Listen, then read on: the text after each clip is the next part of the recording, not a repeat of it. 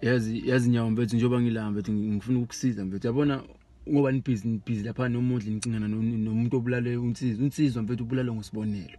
Usibonelo benoma wakhe wamgqiba lapha kubo. Unsizwa wakuphi uzalo? Unsizwa wakuzalo. Unsizwa wakuzalo. Le nto kusekumdlalo, le nto kusekudlala. Mina nithatha serious, unsizwa ukhona, unsizwa yaphila. Kusekuyidrama le nto. Ayikho futhi anginona iphoyisa mina. Anginonyawo ngicebo mina. Sengidlala la. Hawu. Ushuthi yonke into eniyenza lapha yana nina nje ukudlala nje, ukudlala. Umdlalo ngisekumdlalo ngabe senayithanda ingakho kuthiwa idrama. Uyadlala. Awutshela mina ke.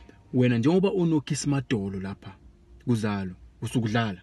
Ngidlala anginabo Khisimadolo, uyangazi nginegwegwe, anginaKhisimadolo mina. Hayibo. Shuthi wena wakhetha ukuthi ngcono uact ngoKhisimadolo.